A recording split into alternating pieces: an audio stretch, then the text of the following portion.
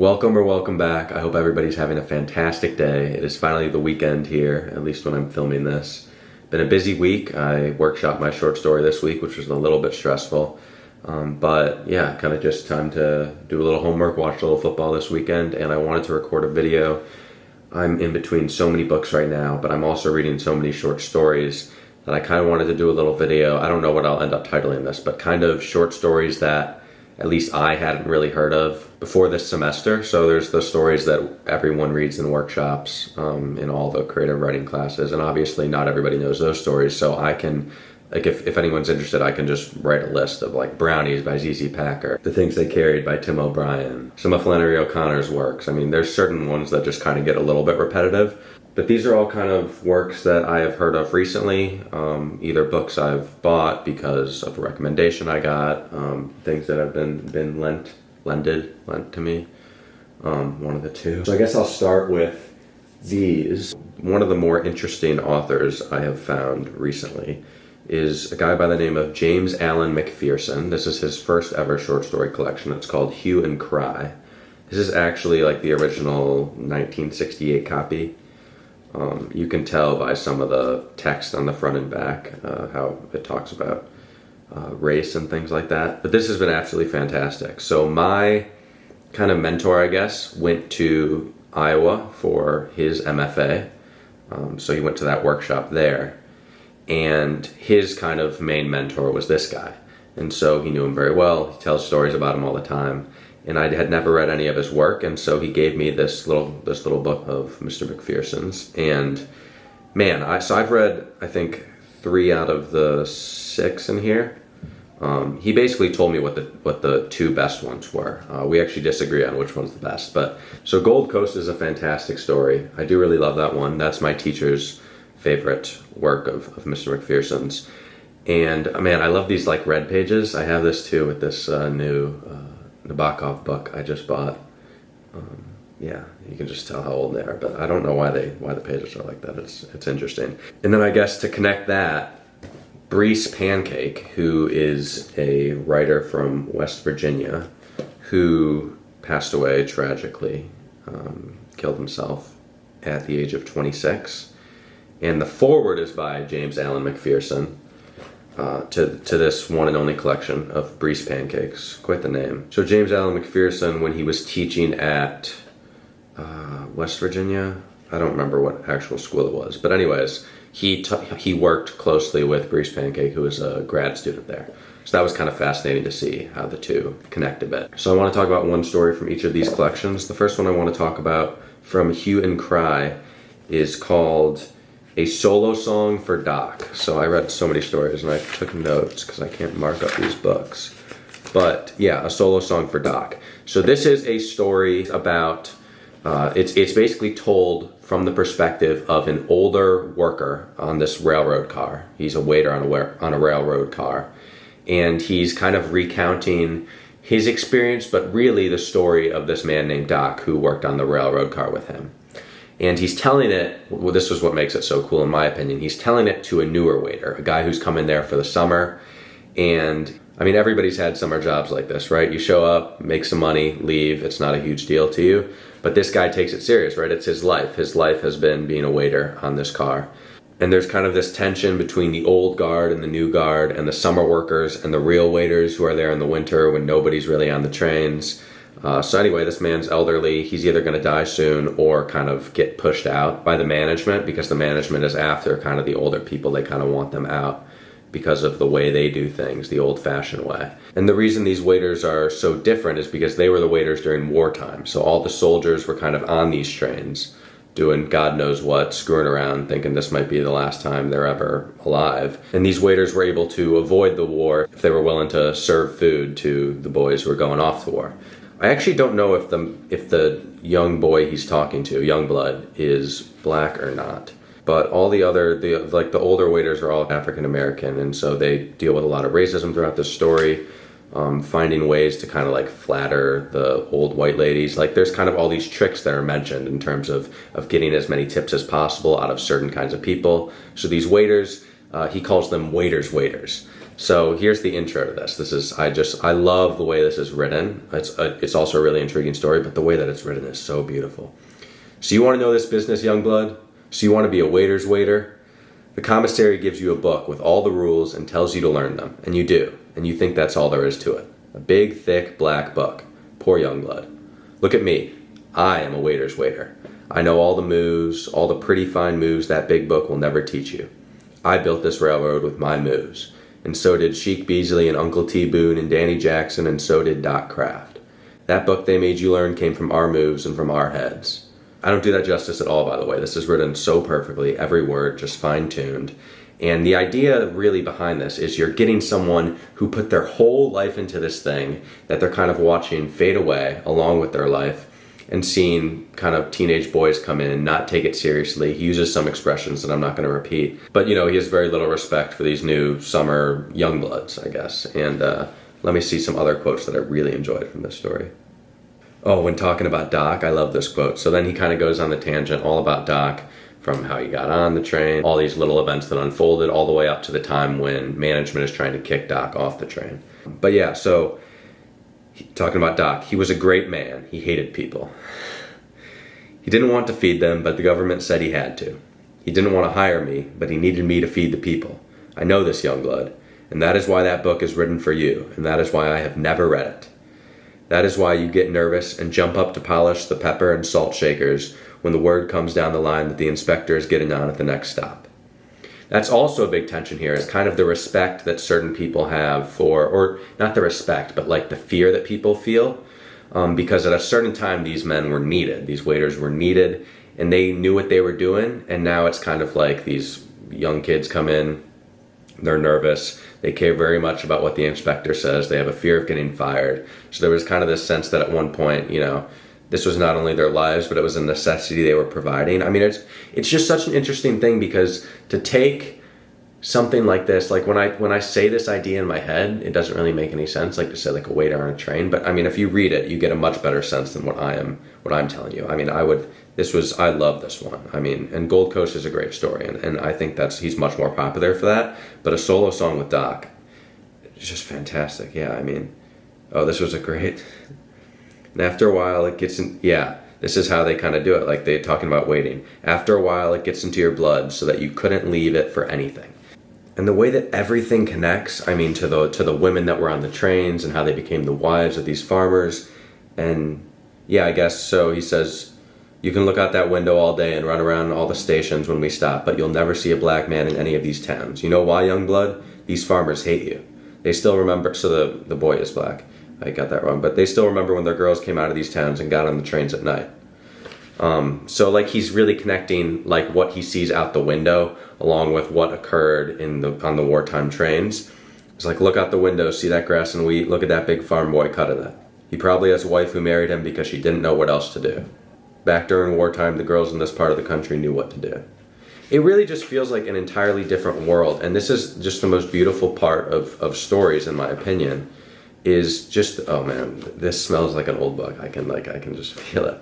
I mean, it just feels like it fits. It feels like there's a much greater message in here than I can describe, and I think that's kind of what's so perfect about this story, is it left me with a feeling like, man, I just saw an entire world that I have not only never heard of, never been exposed to, but I feel like I know these people. I really feel like James Allen McPherson should be more widely read after reading these couple of stories, but I do know that he kind of switched up the form of his stories, experimented a lot, kind of got bored with the structure of a traditional story, so maybe that's part of why, but I'm definitely gonna order my own copy of this, read the rest of it, read some more of his stuff from later on. I mean, it's really well done. And again, just the whole livelihood of it. It never stopped. Doc fell in love with the feel of the wheels under his feet, clicking against the track, and he got the rhythm of his wheels in him and learned, like all of us, how to roll with them, how to move with them. After that first trip, Doc was never at home on the ground. Yeah, I mean, I don't have more to say on this. I feel like I'm going in circles, but I love this dialogue here. When Doc kind of gets sick of everything except for being on that train. I hate women, he said. You ever try fishing? No. You want to? No, he said. You can't keep drinking. He did not answer. There's just so many great aspects to this story, and I guess I'll leave it with this. The one thing that really hurts is that a crawling SOB like you will be riding when the good men are gone. And that's really the message of the story. That's how the older man feels.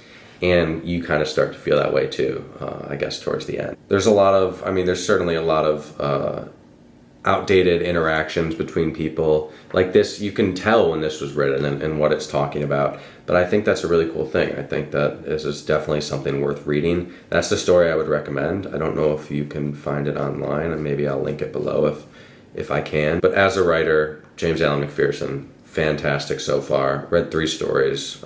They're all very good.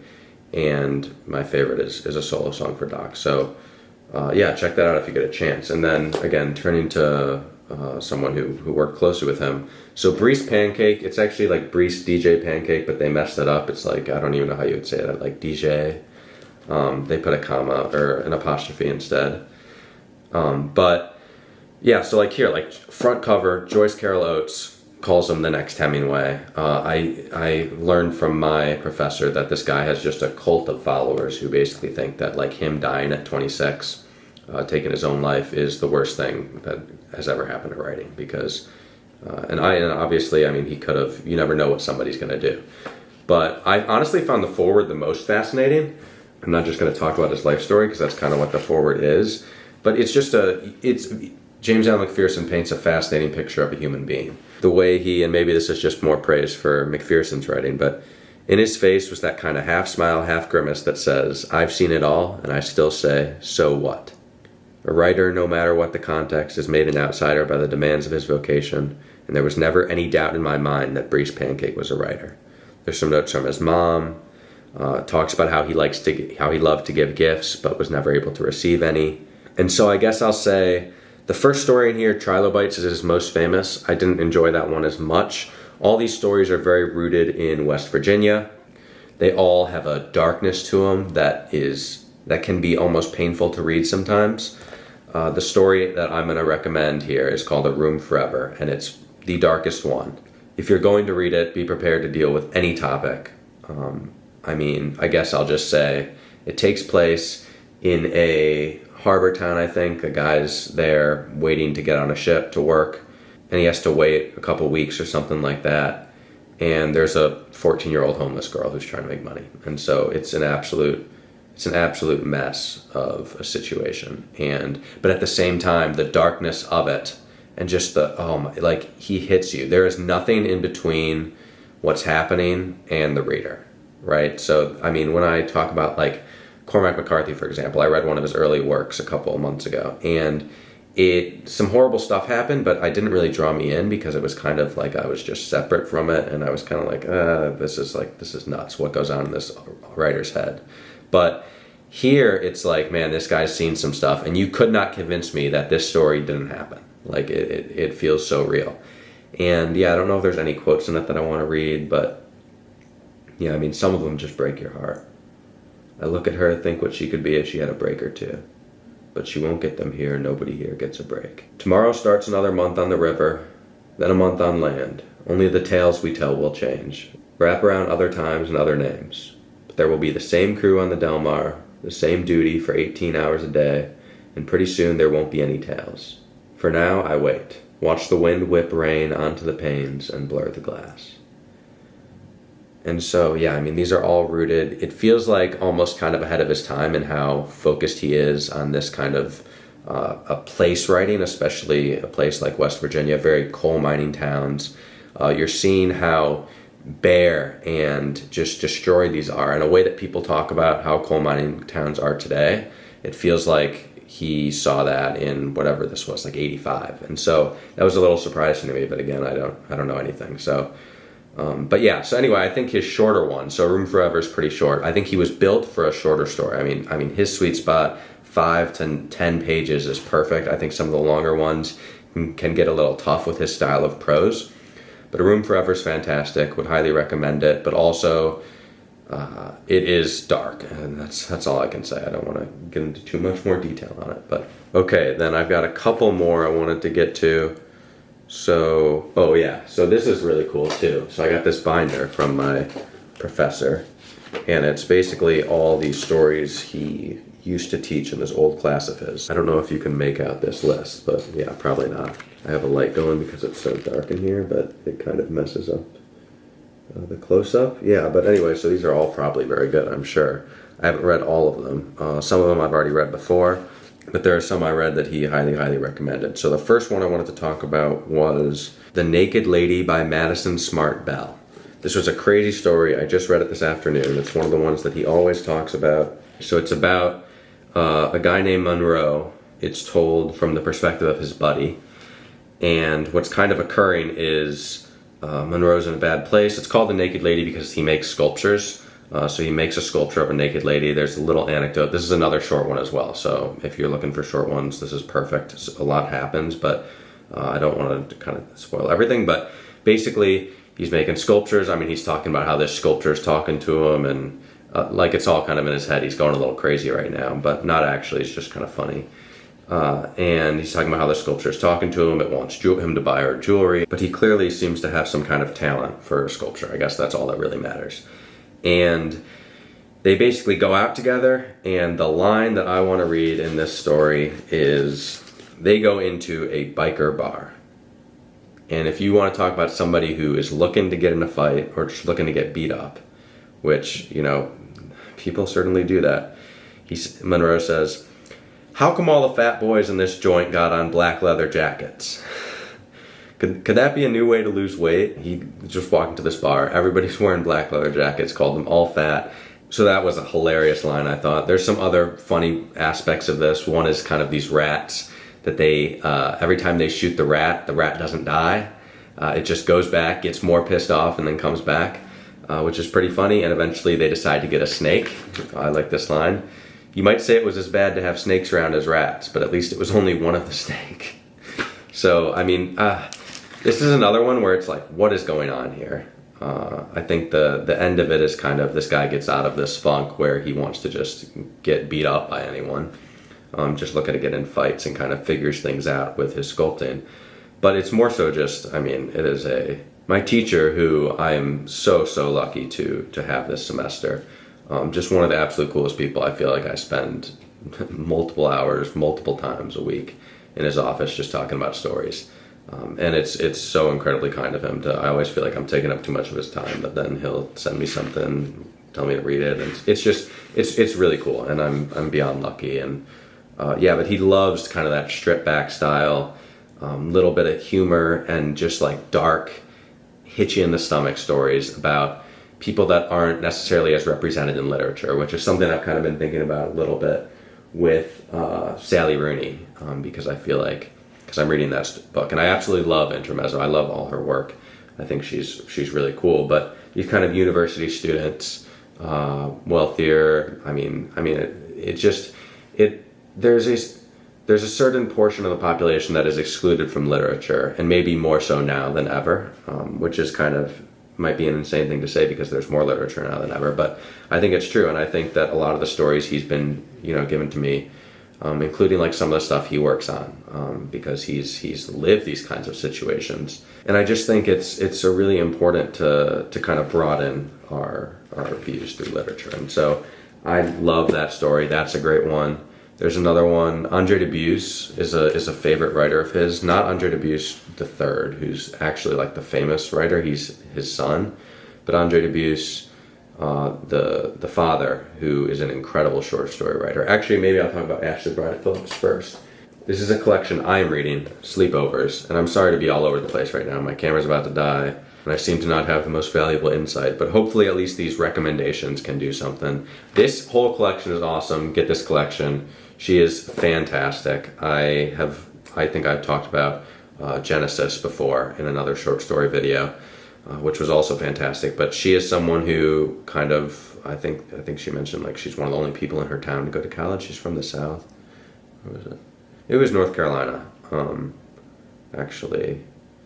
But yeah, so my favorite one in here is called Sleepovers, and that's a short one as well. I'll just kind of read maybe the beginning and the ending. Nikki chewed on pen caps and twisted them with her teeth. She tore off pieces and kept them in her mouth. You could see them sitting on her tongue when she talked. I could never figure out how she did that without choking. So the story is about this girl, Nikki. It's from this other girl's perspective, and this girl, Nikki, is very poor. Her dad is a hog farmer who has an accident with the hogs. They really can't even afford to be sending the girls to school. And it's this kind of young girl's perspective, reckoning with someone who, you know, she might not be in the best position possible, but this other girl is in a really rough spot, and she's kind of trying to figure it out. I mean, she's kind of friends with her, but also kind of not. And when the girl stops showing up to school, she doesn't really know what to make of it. Well, she does, but the ending's a bit ambiguous. So I'll say that this is another one where it's just like 6 pages, but totally worth the read. This whole collection is great. I've read about half of it now. I really like The Mattress as well.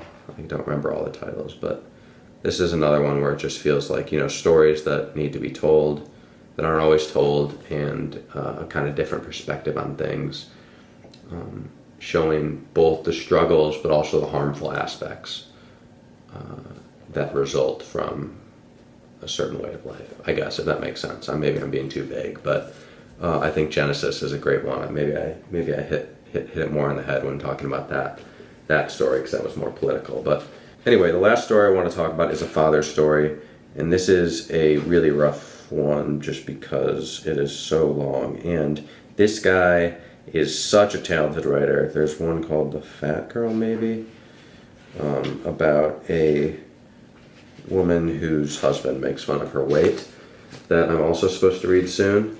But A Father's Story is the first one I read, and it's about a man who is really struggling a bit with his faith, kind of like Andre Dubus did, and he kind of paints this beautiful picture at the beginning of this man, of this guy, Luke Ripley, who, my name is Luke Ripley, and here's what I call my life. I own a stable of 30 horses, and I have young people who teach riding, and we board some horses too.